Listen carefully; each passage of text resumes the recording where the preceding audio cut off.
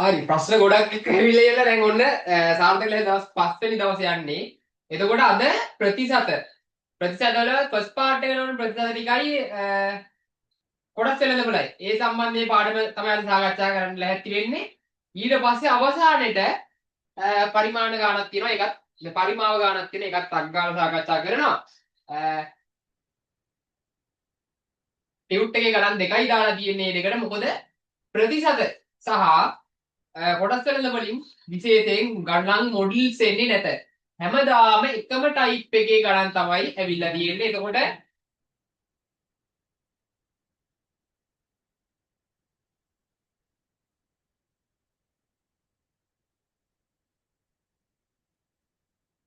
හරි ඒක වුණ මේ කොහොම හරි මේ එකම ටයිප් එකේ තමයි ගණන් තියෙන්නේ. මේ එතකොට මේකේ ඒ ගණන් දෙක හදා ගන්න පුළුවන් නම් මේ ඉතුරු ටික කොට දා ගන්න පුළුවන්. හරි. ඔක්කොම කලින් හරිද? මම මේ ගණන් කරලා තියෙනවා මම ඔයාලට ටියුට් එකක් දානවනේ. ඇයි ටියුට් එකක් දාන්නේ? මට පුළුවන් පාඩම උගන්නන්න. මේ අන්තිම මාන තුනේ ඉඳලා ඔයාලට මේ පාඩම් ඉගෙනilla නෙමෙයි කරන්නේ ගණන් මොඩල්ස්. හරිද? ඒ කියන්නේ ඔයාලා විභාගෙට AV කියලා හිතට ටාගට් කරලා හදන. එනේ පේපර් 10ක් 15ක් බැලුවාම ඔයාලට තේරෙනවා ආ මොනවද ප්‍රශ්නේ ඉන්නේ. මේව කරන්න මේ ප්‍රශ්න තමයි වැඩිපුර තියෙන්නේ. එහෙම කියලා හදපු පාස් පේපර්ස් නෙමෙයි. ඒ වගේ හදපු මේ වෙනම ප්‍රශ්න සෙට් එකක් තමයි ඔයාලට දෙන්නේ. අයියේ පාඩම කරන්න අපිට වෙලාව මදි. ඒ හින්දා මේ ගණන් මොඩල්ස් ටික හැදුවාට පස්සේ ඔයාලට පාස් පේපර්ස් ටික කරත හැකි මේක බල බල. තේරුණාද? ඒ හින්දා විශේෂයෙන් මම දවසක් දාලා පාස් පේපර්ස් ටික කරනවා දැන්. හරිද? අදින් කියන්නේ ලබන බ්‍රහස්පතින්ද මේන බ්‍රහස්පතින් දැන් මේ ඉවරයි. ෆස්ට් පාර්ට් එකේ ගණන් පහ ඉවරයි. ඊට පස්සේ මම පාර මේ ඔක්කොම එකපාර හරි කරවනවා. ඒ කියන්නේ එක දවසක හරි දාගෙන ටිකක් රැ වෙනකන් හරි බලලා කරවනවා එකපාර. හරිද? ලැහැත්තිලා ඉන්නේ වැඩේට. ඔයාලා එතකන් කරන්න. හරිද? දැන් මටක් ගාලා ඉවර කරලා දාමු මේක. හරිද? මහා වෙලාවක් දුවන්න ඕනේ නැති වැඩක් මේක. පැය භාගයක් විනාඩි 45න් මේ වැඩේ ඉවර කරතයි. හරිද? එතකොට ප්‍රතිශත වලින් එන්නේ මේ කොටස් වෙනද මොන සෝරි ප්‍රතිශත වලින් එන්නේ ආදායම් බදු වැල් පොලි ඔය ටයිප් එකේ ප්‍රශ්නයක් තමයි ෆස්ට් පාර්ට් එකට එන්න පුළුවන්. ඊට එහා දෙයක් එන්න බෑ.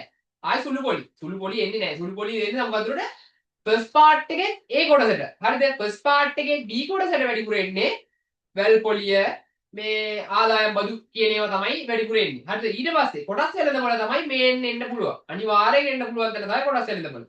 හරිද? එතකොට මේකේ ටියුට් එකේ හතරවෙනි ගාන විදිහට තියෙනවා ආදායම් බදු. හරිද? ආදායම් බදු ප්‍රශ්නේ. ආදායම් බදු ප්‍රශ්නයක් තියෙනකොට යාලා අනිවාර්යෙන් මේ උඩ තියෙන වගුව දෙනවා ඈ. ආදායම් බදු ප්‍රශ්නයක් තියෙනකොට අනිවාර්යෙන් මේ උඩ තියෙන වගුව දෙනවා. ඒ වගුව නැතුව ගාන හදන්න බෑ. ආදායම් බදු ප්‍රශ්නයක් හදන්න බෑ. එක්ක ඡේද දීලා තියෙනවා යාලා. හරිද? එක්ක ඡේද හොදී කියවන්න ඕනේ වගුව දීලා නැත්තම් ඒක අනිවාර්යෙන් දෙනවා. හරිද? ඒක දීලා නැහැ කියන්නේ ආදායම් බදු ප්‍රශ්නයක් නම් ඇවිල්ලා තියෙන්නේ ඡේද දීලත් නැත්තම් ඒක හදන්න බෑ. හරිද? සාමාන්‍යයෙන් එහෙම තමයි ටයිප් එක තියෙන්නේ. හරිද? ඔයාලා මේක කටපාඩම් කරන්න කියලා නෑ. හරි. ඊට පස්සේ මේක කියනවා එක්තරා ව්‍යාපාරිකයෙකු වාර්ෂික ආදායම ලක්ෂ 8.50කි. හරිද? ආදායම් බදු දෙපාර්තමේන්තුව වාර්තා කරලා තියෙනවා. හරි. දැන් මේ පොඩ්ඩක් ආදායම් බදු කියන්නේ මොකක්ද කියමු. දැන් ඔයාලාගේ ඒ කියන්නේ සාමාන්‍යයෙන් ලක්ෂයට වැඩියෙන් පඩි ගන්න අයගේ ආදායම් බද්ද ගණනය කරලා ඒකට බදු ගහනවා. හරිද? ඒ කියන්නේ ඒකට බදු ගහන්නේ කොහොමද?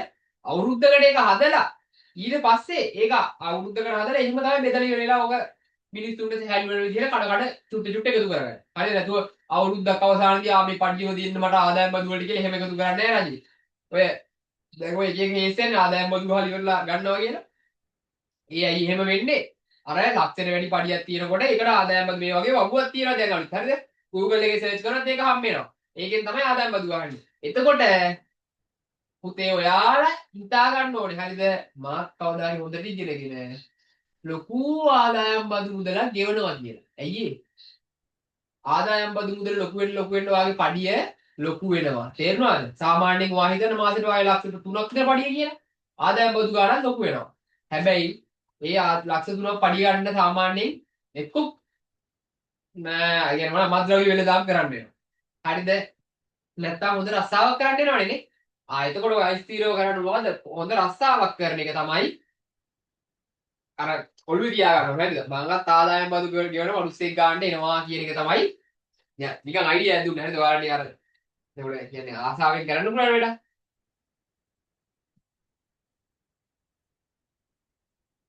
හරි වැල් වලට අරන් ඉවරයි. රුපියල් 8,50,000 ගන්නවලු. ආදායම් බදු අය කරන ආදායම කොපමණද?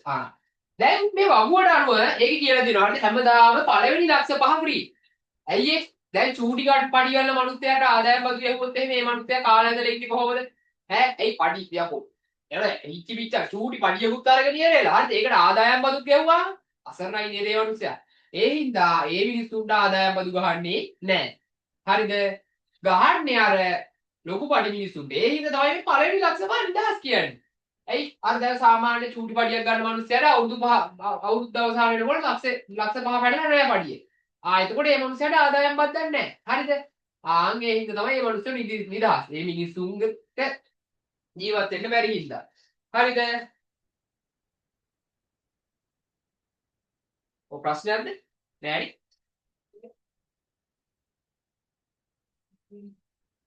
හරි. දැන් බලමු. අර ලක්ෂ 50000ක් තියෙනවා. හරිද? ඕකෙන් පළවෙනි ලක්ෂ 5 නිදහස් කියන්නේ මොකද්ද? අපි ලක්ෂ 5ක් අඩු කරන්න ඕනේ. ඇයි ඒ? මෙයාගේ අවුරුද්ද පඩිය මෙච්චරයි. ඒකෙන් පළවෙනි ලක්ෂ 5 නිදහස් නම් ඒ 5 අඩු කරන්න ඕනේ මුලින්ම. ටක් ගාලා ඇටින් අඩු කරනවා.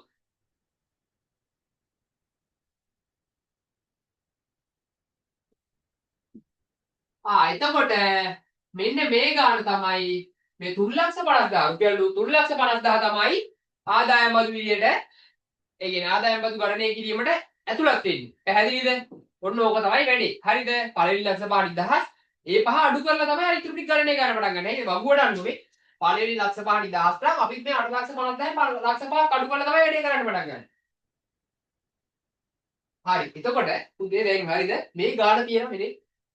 මේ ගාන දැන් පළවෙනි කියන්නේ මේක. හරිද? එතකොට රුපියල් 3 දැන් ඔන්න දැන් ඔයාලට හොඳට ගණන් හදන්න පුළුවන්. ඔයා එහෙමයි කියන්නේ රුපියල් 3,50,000 විතරක් දාලා තිබ්බොත් එයා ලකුණු දෙයිද? මෙහෙමයි. හරිද? මාර්කින් ස්කීම් එකක් කියලා එකක් දෙනවා. හරිද? ඔයාලට Google එකේ සර්ච් කරාම පාස් පේපර්ස් වල මාර්කින් ස්කීම් එක ගන්න පුළුවන්. හරිද? ඔයාලට ඒකේ තේරෙවි.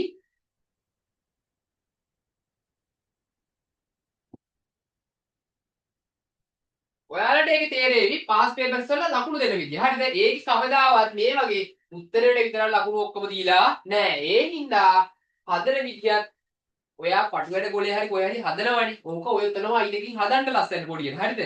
අන්න ඒක ඔළුවේ තියාගන්න. ලකුණු දෙද්දි මේකත් දාගන්න එක හොඳයි. මොකද අපි හැම වෙලේම try කරන්න ලකුණු මිස් කරන්න නෙමෙයි ලකුණු වැඩිපුර ගන්න. එතකොට අපි හදන හැම දෙයක්ම මේ කොටියුට් එකේ පේපරේ අයිනේ දාගන්න පුළුවන් වුණොත් අපිට ලකුණු දෙන්නේ නැති වෙන්න විදිහක් නැහැ නේ. අපි මේ හැමදේම දාලා එතනනේ. ඒකින්දා හැමදේම දාන්න පුරුදු වෙන්න. ඕනේ මේ හැමදේම දානවා කියලා අදාළ දේවල් දාන්න එපා. ඒ උත්තරේට අදාළ දේවල් විතරයි. හරිද? පළවෙනි ඉවරයි. ඕමිලක්වත් දෙක. මෙම බදු මුදල ත්‍රිමාසිකව වාරික ලෙස ගෙවීමට පහසුකම සලකා ඇතනම් ත්‍රිමාසිකව ගෙවිය යුතු ආදායම් බදු මුදල කොහොමද? ටුක් ගාලා මේ දැන් ඔය ත්‍රිමාසික කතාව පස්සේ හරිද මුලින්ම ආදායම් බදු මුදල හොයන්න ඕනේ. ලක්ෂ 5 ඉවර වුණාට පස්සේ ඊළඟ ලක්ෂ 5ට ගහනවනේ 106ක්. ඒ ලක්ෂ 5 ඇතුලේ තමයි මේ ලක්ෂ 3.50 තියෙන්නේ නේද? එතකොට ඕකට අපි 106ක් හොයන්න ඕනේ. ලක්ෂ 5ටම හොයනවද? එහෙනම් මේ මනුස්සයාට මේ පඩි ඉතුරු ටික දෙන්න වෙනවා. හරිද? ලක්ෂ 5ට එවුවා. නෑනේ මේ මනුස්සයාගේ අර ලක්ෂ නිදහස් ලක්ෂ 5 අඩු කරාම ඉතුරුනේ 3.50යි නම් ඒකට තමයි 106 හොයන්නේ. ඕම් බිඳුවට මේ බිඳුවට මේ බිඳුවට මේ බිඳුව කැන්සල් කරා. දැන් වැඩි කරන්නයි තියෙන්නේ. බිඳුවයි බිඳුවයි බිඳුවයි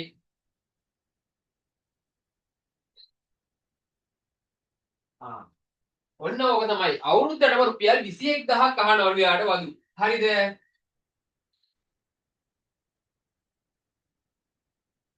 දැන් ඔය 21000 එයාට ගෙවන්නේ. දැන් ඔය 21000 මේ කවුරු මාසෙක ගත්තොත් මේ මිනිස්සුන්ට ඒක දැනෙනව වැඩි නේද? ඒ හින්දා ඒ කාලේ මේ පේපරේ හදලා තියෙන ප්‍රශ්නේ කාලේදී ත්‍රිමාසික වරක් තියෙන. ඒ කියන්නේ මාස 3න් 3ට කඩලා අරගෙන තියෙන. මාස 3කට කඩලා අරගෙන තියෙන. හරිද? ත්‍රිමාසික වාරික ලෙස ගෙවන්න පුළුවන්. ඒ කියන්නේ මෙයාගේ ආදායම් පද්ද මාස 3කින් ගෙවල ඉවර කරන්න විදිහට පුළුවන්. දැන් මේ අවුරුද්දට කඩලා තිබ්බ එක මේගොල්ලෝ ඒ කාලේ 3කට කඩලායි තියෙන්නේ. දැන් බලමු කඩලා එන 21 බෙදනවා දුන්නේ. එච්චරයි. රුපියල්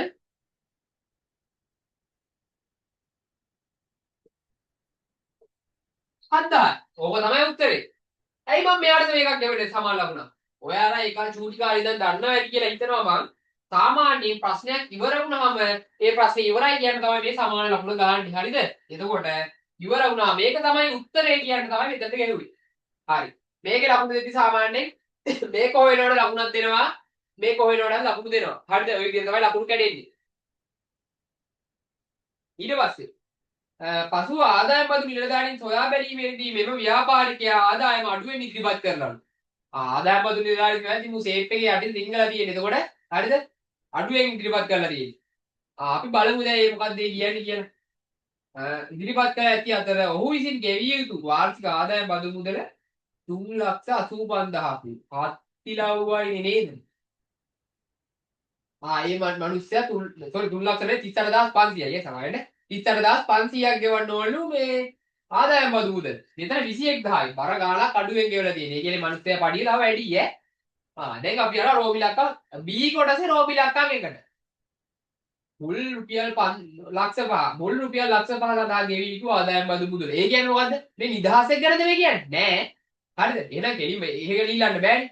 නිකන් විහිළු වල ටියුට් හදන්නේ නේ. මේ ප්‍රශ්න හදන්නේ නෑ මිනිස්සු. මේ මුල් රුපියල් ලක්ෂ 5 කියන්නේ 100ට 6 එක. අපි දැන් ටක් ගාලා හොයනවා. සාමාන්‍යයෙන් මේ පේපරේ රෝ ඉලක්කම් තියෙන එකට එකක් සම්බන්ධව. එක බඩවැල යනවා වගේ. මම ඔයාලට ප්‍රශ්නේ භාග ගණන් හදද්දි කිව්වා මම හිතන්නේ. එකකට එකක් පළවෙනි මේ පළවෙනි එක හදන්නේ දෙවෙනි එකට උදව්වක් වශයෙන් වගේ එකක් තියෙන. ඒ හින්දා හැම එකක්ම හදන්න පුළුවන් වෙන්න ඕනේ. හරිද? B කොටසේ රෝම ඉලක්කාගේ එක පළවෙනි ලක්ෂ පාඩ. ඒ කියන්නේ මුල් ලක්ෂ පාඩ. හරි ලේසි නේ. 100ට 6ක්. මේකට මේක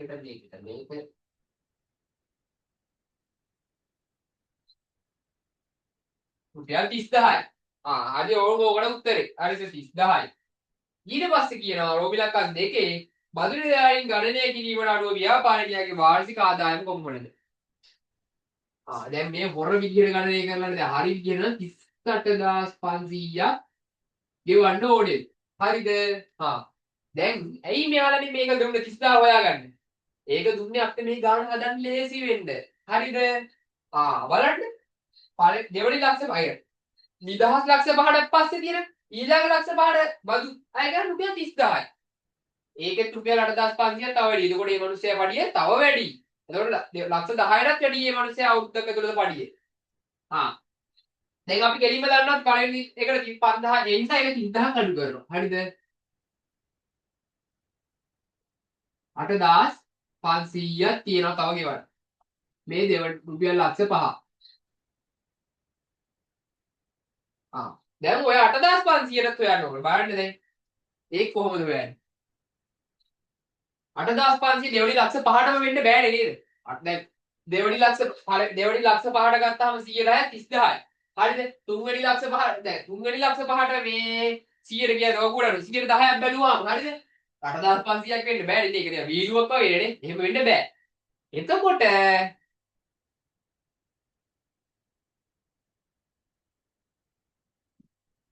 මොකද කරන්නේ? මෙන්න මෙහෙමයි. අපි දැන් දන්නේ නැහැ. පළවෙනි ලක්ෂ 5ට නෙමෙයි කියලා දන්නවා. වෙන ගාණක් කියලා දන්නවා. මේ වගේ වෙලාවට ඔයාට ඕනේ පඩියේ ඉතුරු ගාණ නේද? අපි නොදන්න පදේට අපි දාගන්නවා මොකක් හරි ඉංග්‍රීසි අකුරක්. ඒක තමයි ලේසි ක්‍රමය. හරිද? අපි හැම වෙලේම ගාණක් හදනකොට නොදන්න දෙයක් තිබ්බොත් ඒකට ඉංග්‍රීසි අකුරක් දාගෙන දන්න ටික ඔක්කොම ආදේශ කරලා ඉවර අර නොදන්න පදේ තනි කරගත්තොත් ඒකට උත්තරයක් ගන්න එක අපිට හරි ලේසි. ඒක තමයි ඔයාලට අර අඥාත පද කියලා බීජීය සමීකරණ එහෙම කියන චූටි කාලේ ඉඳන් උගන්වු ගන්න එන්නේ. ඔය තියරිය ඔළුවට දාගන්න. හරිද? ඔය තියරියෙන් ගොඩාක් දේවල් ඉස්සරහට වෙන්න තියෙනවා. ඒ හිත වෙනවා කරනවා. සාමාන්‍යයෙන් ඒ ලෙවල් මැච් කරන අයට ගොඩක් අහුවේ. හරිද? කොමර්ස් කරන අයට තව වෙනවා. හරිද? ටෙක් කරන අයටත් හම්බ වෙනවා. හරිද? ඒ හින්දා මේ තියරිය දැන් මේ ඉඳලා හොතට උරුණ දාගන්න. හරිද? නොදන්න එකට අපි x කියලා දාලා. දැන් වායිදන්න මේ ලක්ෂ ඉන්දර ඉවරයි.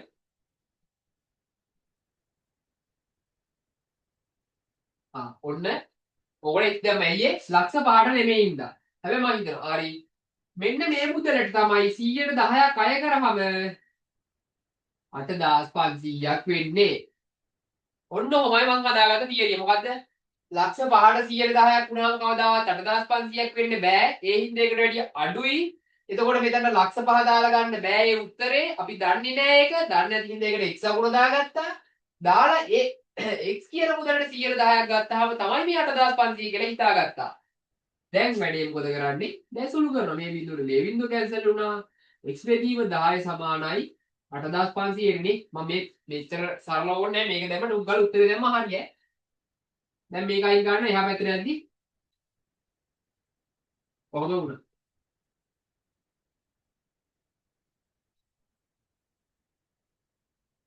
එම නිසා දැන් මොන හම්බුණා 85000 හම්බුණා හරිද එම නිසා ඔහුගේ පඩිය කීයද හැයි මුළු පඩිය කීයද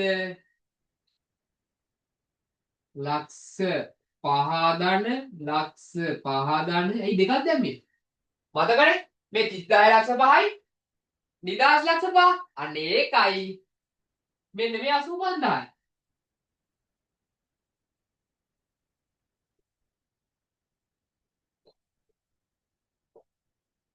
රුපියල්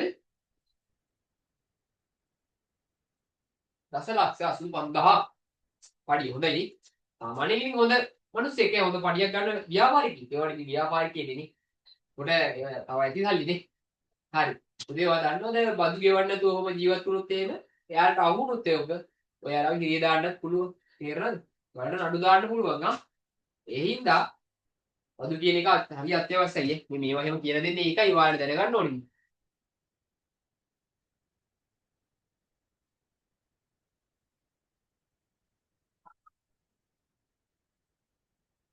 හතර වෙඩි ගන්න මේකෙන් වැඩේ ක්ලෝස් හරි ඒකට ප්‍රතිශත ඉවරයි ප්‍රතිශත ඒක ඉවරයි සමාගමක් කොටස් වෙළඳපොළ මිල රුපියල් 125ක් මුලින්ම මේක රෙකෝඩින් බලන අය මම Google Drive එකකට අප්ලෝඩ් කරලා තියෙනවා යට මේ මොකද ඩිස්ක්‍රිප්ෂන් එකේ ටියුට් එක කලින් ඒ වගේ ඒ ඩිස්ක්‍රිප්ෂන් එකේ ටියුට් එක අප්ලෝඩ් කරලා තියෙනවා සාමාන්‍යයෙන් මම දාන්නේ පළවෙනි එකේ තමයි ඊළඟ ටිකේ දාන්න මට අමතක වෙනවා හරිද එතකොට පළවෙනි වීඩියෝ කලෙක්ෂන් එකේ එතකොට දැන් මම සතියකට එක ටියුට් එක ගන්න දාන්නේ කලින් කරේ භාග නම් මුලින් මුල පළවෙනි භාග වීඩියෝ එකට ඩිස්ක්‍රිප්ෂන් එකේ Google Drive එකට අප්ලෝඩ් කරලා ඇති ටියුට් එක. හරිද?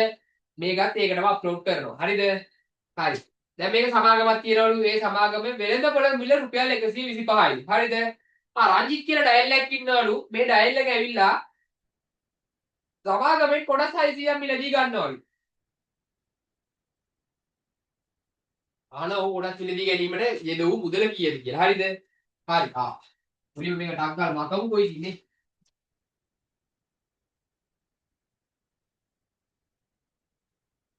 සාමාන්‍යයෙන් මේකට ලකුණු ඔක්කොම ගන්න පුළුවන් වෙන්න වැඩ ටික කරගන්න ඕනේ සාමාන්‍යයෙන්. හරිද?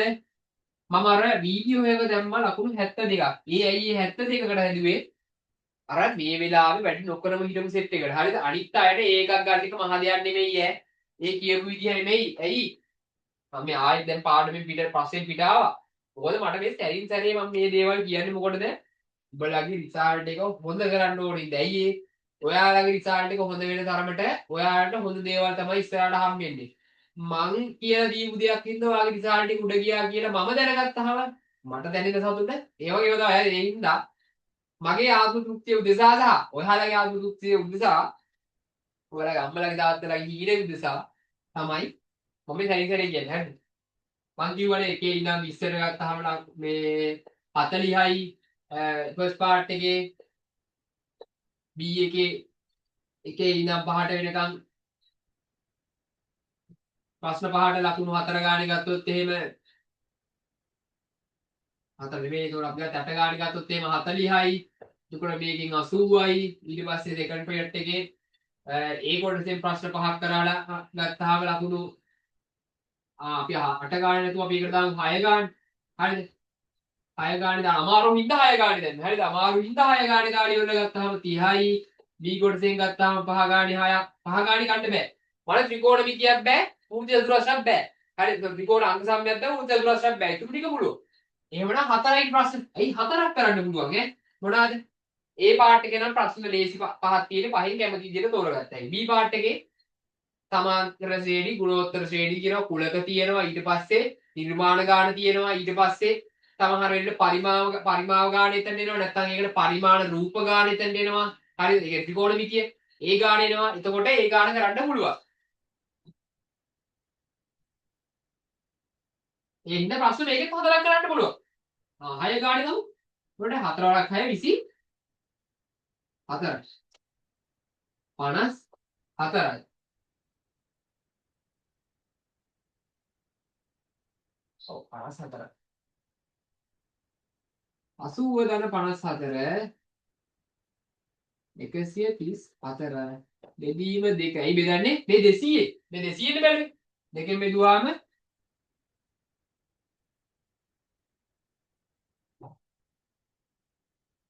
මායයි. ඔය 72කට හැදුවනේ. 72කට හැදුවේ මෙතන ලකුණු 8 ගානේ හදලා.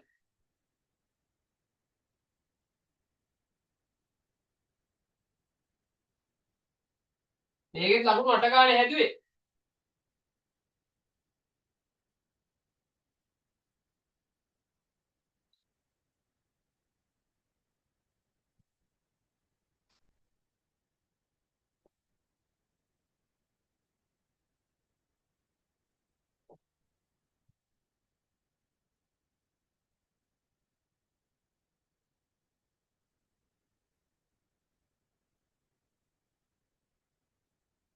ලකුණු කීයද?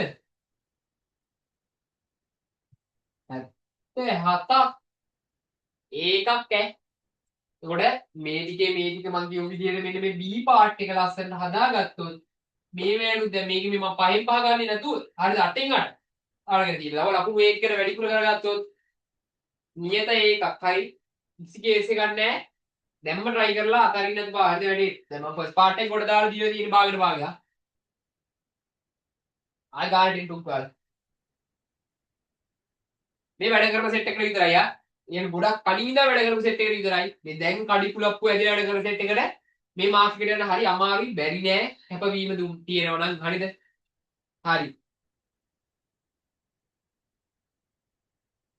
ආදවොඩ සමාගමක් තියෙනවලු. ඒකේ කොටසක් 125යිලු. හරිද? එතකොට ඒකේ රංජිත් කියන ඩයල් එකක් 600ක් ගන්නවලු. එයා ඒවා ගන්න වියදම් කරපු කොටස කොච්චර දානවා? ඒක කොහොමද ගන්නේ? 600 වැඩි කරනවා 125. පස්සර බිඳුව බිඳුවයි.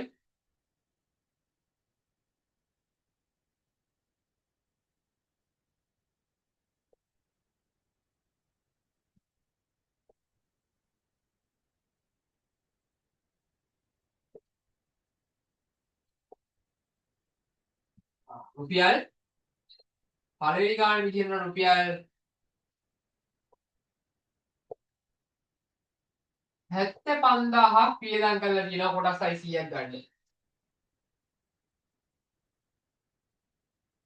මෙතන හරිනේ.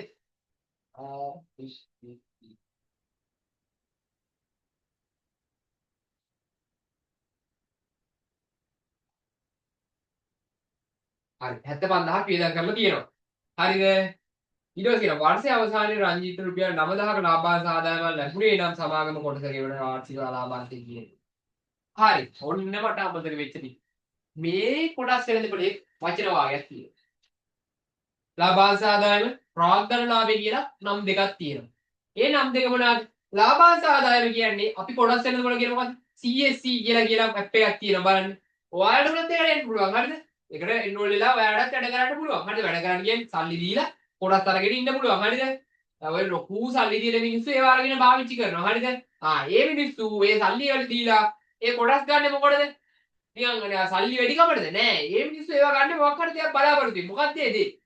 ඒකෙන් එයාට හම්බ වෙනවා ලාභාංශ ආදායමක්. ඒකෙන් එයාට හම්බ වෙනවා ප්‍රාන්තර ලාභයක්.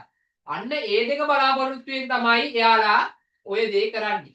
මොකද්ද මේ ලාභාංශ ආදායම කියන්නේ? අපි කොටසක් ගත්තොත් මට හම්බ වෙන අවුරුද්දක් අවසානයේ හම්බ වෙන ලාභයට තමයි ලාභාංශ ආදායම කියන්නේ. ඒතකොට ප්‍රාන්තර ලාභය කියන්නේ මට හම්බ වෙන කොටස මං අඩුවෙන් අරගෙන ඒක වැඩිපුර ගානකට වික්කොත් එහෙම එන්නේ ඒකට තමයි කියන්නේ ප්‍රාග්ධන ලාභය. අඩුවෙන් අරන් වැඩියෙන් වික්කොත් ඒකට කියනවා ප්‍රාග්ධන ලාභය. අර අපිට අවුරුද්දක් අවසානයේ හම්බ වෙන එකට කියනවා ලාභාංශ ආදායම. හරිද? හොඳට මතක තියාගන්න. දැන් මේ මිනිස්සයාට හම්බෙලා තියෙනවලු අවුරුද්ද අවසානයේ රුපියල් 9000ක ලාභාංශ ආදායමක්. එතකොට මෙයාලා අහනවා සමාගම කොටසකට ගෙවන වාර්ෂික ලාභාංශ ආදායම කීයද කියලා. කොහොමද හොයන්නේ? කොටස් තියෙන ඔක්කොම 600ක් 600ට රුපියල් 9000ක් ගෙවලා තියෙනවා අවුරුද්ද අවසානයේ. එක් කොටසකට ගෙවු ගන්න හොයන්නේ කොහමද? මේ 9000 බෙදුවා නම් හරි.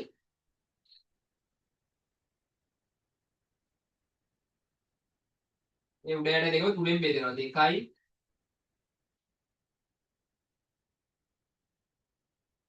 ඊය බෙදනවා 15. දැන් ඉතුරු ඉතිරි ගෙලින් 30 බෙදනවා දෙකෙන් රුපියල් 15යි. හරිද? ඔන්න තියෙන්නේ. හරිද? ඔය විදිහට සැම්පල් එක ගන්නම තමයි යන්නේ. ඕක බල මේක එකපාරක් තනියෙන් හදන්න පුළුවන් වුණාට පස්සේ ඉතුරු ටික හදන්න පටන් ගන්න ඕනේ. හරිද? ඊට පස්සේ රෝවිලකම් 3 සමාගම එම මිලට කොටස් මිලදීගත් අයෙකුට මෙම සමාගමෙන් එම මිලට කොටස් මිලදීගත් අයෙකුට රුපියල් 24000ක වාර්ෂික ලාභාංශ ආදායමක් ලැබෙන්නේ නම් එම සමාගමේ ආයෝජනය කළ මුදල කීයද අහනවා. ඕකේ. 9000ක් ගත්ත මිනිස්සයාට හම්බුනේ නෑ 600ක් ගත්ත මිනිස්සයාට හම්බුනේ 9000යි. 24000ක් ගන්න නම් කොටස් කීයක් ගන්න ඕනද කියලා අහන්නේ. කොහොමද කරන්නේ? මං කිව්වනේ අර එකට එක සම්බන්ධයි කියලා. දැන් ඔයා මේ 15 හොයාගත්ත නේද? ඔය 15න් බෙදුවා නම් හරියන 24000. එතකොට කොටස් ගන්න නිකම්ම හම්බෙනවා. මං කිව්වේ එකට එක සම්බන්ධයි කියලා. කොටසකට එක කොටසකට හම්බෙන ලාභාංශය බෙදනවා කොටස් ඔක්කොටම හම්බෙච්ච ලාභාංශ මුළු ලාභාංශය. ඇයි ඒ? කොටස් ගන්න හොයාගන්න. මේ නිකන් අර ඔය අඹ ගණන් වගේ තමයි. අඹ ගෙඩි 100ක් තියෙන මල්ලක් රුපියල් 5000ක් වුණොත් එහෙම එක අඹ ගෙඩියක් කීයද? මොකද ගන්න? අඹ ගෙඩි ගාණෙන් බෙදනවනේ ගිය මුදල නේද? ඒ වගේ තමයි. හරිද? දැන් සාමාන්‍ය සුළු කිරීම ටිකක් මේ ගණන් වල තියෙන්නේ. එතකොට මේකේ ලකුණු 5 කියන එක ගන්න බැයි නම් ගහනවල පයිය. මොනවද? හරි. රෝමිලකන් 3 24000ක් ගන්න නම් කොටස් කීයක් ගන්න ඕනද? අපි කොටසක මිල හොයාගත්ත 15යි. ඒක බෙදුවා මේක.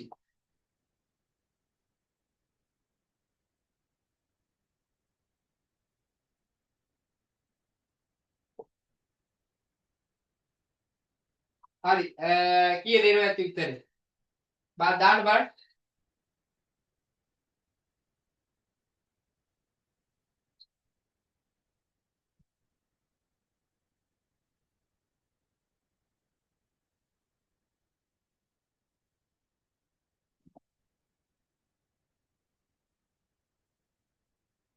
1600යි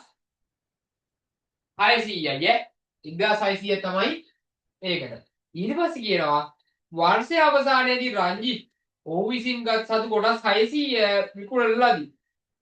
කොටස් වලින් ලැබූ ලාභාංශ ආදායම හා ප්‍රාග්ධන ලාභයේ එකතුව ආයෝජනය කළ මුදලින් 28ක් විය. ඔහු කොටසක් විකුණු මිල කීයද? එමෙරට ප්‍රශ්නයක් ලකුණු ගොඩක් හම්බෙන තැන. මං දෙකක් එයාට ලාභාංශෙත් හම්බුනාට පස්සේ එයා විකුණනවල වල ටික. හරිද? මං කියවනේ මේ මිනිස්සු ඒව ගන්න හේතුව දැන්. හරිද? ඒ හේතුව ඉඳ තමයි මේව ගන්න. දැන් ලාභාංශ හම්බෙච්ච ගමන් එයා වැඩි කොටස් මිල ඉහළ ගිහලා විකුණනවා. හරිද?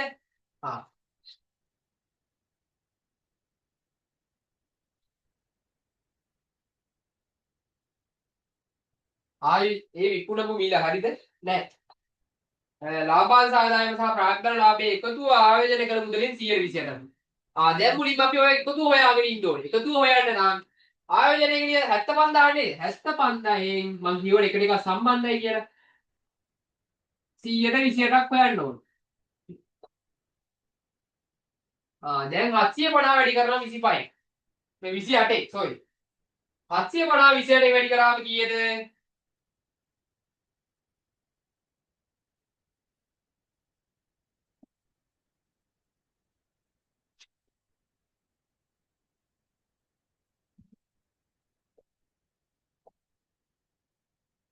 21000යි. මේ 21000 කියන්නේ මොකද්ද? මේ 21000 කියන්නේ ඔයා නෙමෙයි රංජිත් ඔයානේ මේ රංජිත් අයියාගේ ලාභාංශය සහ කොටස් ටික අරගෙන විත්ත මුදල මේ රංජිත් අයියාගේ කොටස් ටික අරගෙන ගත්ත ලාභාංශයේ විත්ත මුදල විකුණන හම්බෙච්ච ලාභය ප්‍රාග්ධනය කියන ලාභෙයි ආන්ගේ ලාභය හරි ඔයා දන්නවා කලින් රුපියල් 9000ක් අඩු කරන්න ඕනි කියලා ඇයි ඒ ලාභාංශේ අයින් කරාට පස්සේ තමයි මේ කොටසක් විකුණු මිල හොයාගන්න වෙන්නේ. මම දැන් ඕන්න 21000න් 9000ක් අඩු කරලා අයියේ මෙතන මේ 21000 කියන්නේ ලාභාංශේ ධන ප්‍රාග්ධන ලාභේ ඉඳලා ඒකෙන් මෙයා කපා හැරියොත් තමයි ප්‍රාග්ධන ලාභේ හම්බෙන්නේ. අඩු කරාම කීයද 0.0.0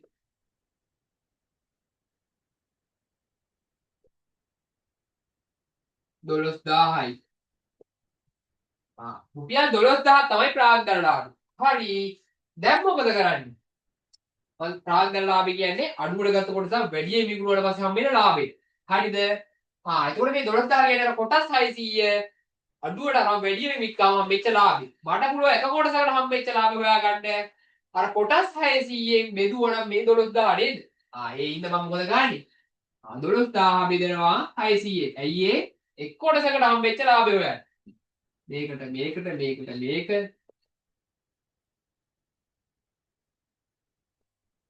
රුපියල් 20ක් හම්බෙලා තියෙනවා. හරිද? රුපියල් 20ක ලාභයක් හම්බෙලා තියෙන්නේ. මේක කොටසක. දැන් යහන්නේ එක කොටසක් වික්ක මුදල. මේක නෙමෙයි යන්නේ ලාභෙ නෙමෙයි යන්නේ. එක් කොටසක් විකුණු මිල. විකුණු මිල හොයන්න ඕනේ. විකුණු මිල සමානයි ගත් මිල ධන ලාභය. ඕම එකක් තිබුණා නේද? පොඩි කාලේ කියලා ගත්තා නේද? දැන් ගත් මිල කීයද? 125ට එකතු කරනවා 20ක් ලාභේ. 145 ගානේ විකුණලා තියෙන්නේ. ඔන්න උත්තරේ රුපියල් 145 ගානේ තමයි විකුණලා තියෙන්නේ. ගානා හවරයි ඔච්චරයි ඔය තියෙන දෙක තමයි ප්‍රතිශත සහ කොටස් වෙනද වලින් එන්න පුළුවන් දේ. ඉවර නෑ. තව එක දෙයක් මට ලියුට් එකට දාන්න බැරි වෙච්ච චූටි දෙයක් තියෙනවා මතක් කරලා ඉවරයි.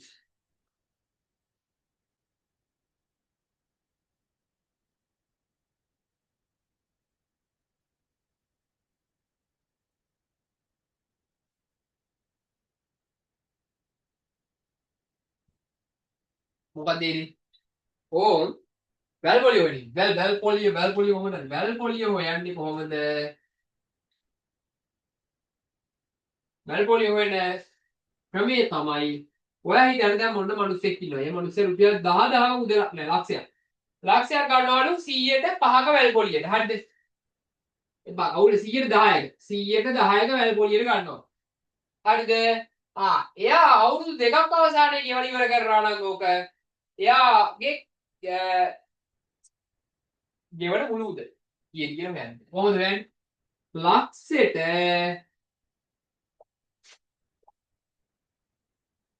හරිද? මෙහෙම කරාම හම්බෙන්නේ එක අවුරුද්දයි. මොකද්ද මේ කරලා තියෙන්නේ? 100ට පොලි මුදල මෙන්න මෙයාව එකතු කරලා තමයි මේ තියෙන්නේ. හරිද? ඕම කරාම හම්බෙනවා පළවෙනි අවුරුද්ද අවසානයේ ගෙවන මුළු මුදල. හැබැයි අවුරුදු දෙකක්නේ. එහෙනම් මේක ආයෙ වැඩි කරනවා 110යි.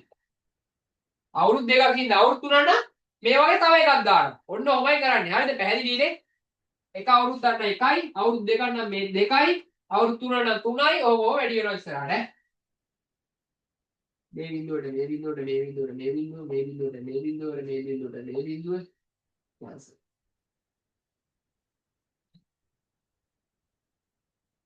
දැන් 10 වැඩි කරනවා 110. ඕම ඔය වගේ තමයි වැල් පොලිය හදන්නේ. හරිද? ඔන්නම වැල් පොලිය චුට්ටක් මතක් කරා. ගානක් දාලා තිබුණේ නැති හින්දා මොකද? රුපියල් ලක්ෂයක මුදලක් 110ක පොලිය මුදලක් යටතේ වැල් පොලියක් යටතේ ගත්තොත් එහෙම ඔන්න ඔයයි කරන්නේ.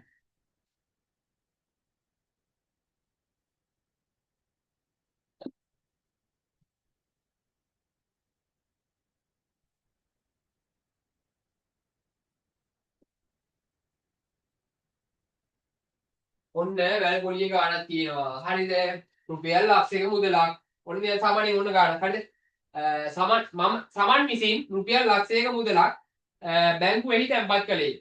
ඔහුට 100ට 10ක වැල් පොලියක් එම මුදල සඳහා ගෙවන්නේ නම් වසර දෙකක් අවසානයේ ඔහුට ලැබෙන මුළු මුදල කීයද ඇහුවොත් එහෙම කොහොමද හොයන්නේ? එයා දාන්නේ බැංකුවට ලක්ෂයයි. හරිද? බැංකුවට දානවා ලක්ෂයක්. ඒකට 100ට 10ක වැල් පොලියක් ගෙවනවා. ඊට පස්සේ අවුරුදු දෙකක් අවසානයේ හම්බෙන මුළු මුදල හොයන්න නම් ලක්ෂය වැඩි කරන්න ඕනේ 110 යට 100. හරිද? ඒ වගේ ඒවා දෙකකින්. ඇයි දෙකකින් වැඩි කරේ? අවුරුදු දෙකක් ඉඳලා පළවෙනි අවුරුද්ද මේ දෙවෙනි අවුරුද්දට මේ අවුරුදු 3ක් වුණොත් තව එකකින් වැඩි කරනවා. හරිද? අවුරුදු 3ක් නැති ඉඳ මේක ඕනේ නැහැ. අවුරුදු දෙකක් ඉඳ දෙකකින් වැඩි කරේ. එතකොට මේ 110 හැදුනේ කොහොමද? 100 10. 100 යට 100 මේ 100 10 තමයි මේක හැදුනේ. දැන් හදිස්සිය හරි පොඩි ප්‍රතිශතයේ 100ට 5ක් වුණා. මෙතන එන්නේ මේකද? මෙතන එන්නේ 5.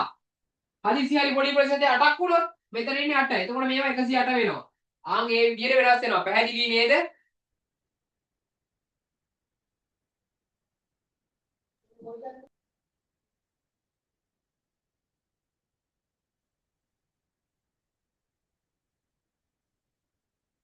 thumbs up එකක් දාන්න බලන්න පැහැදිලිද?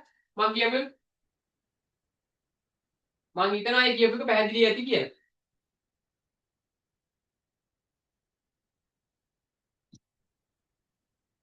නැද්ද? අවුල් වුණාද මම දෙවෙනි පාර ආයි කියලා දෙන්නද?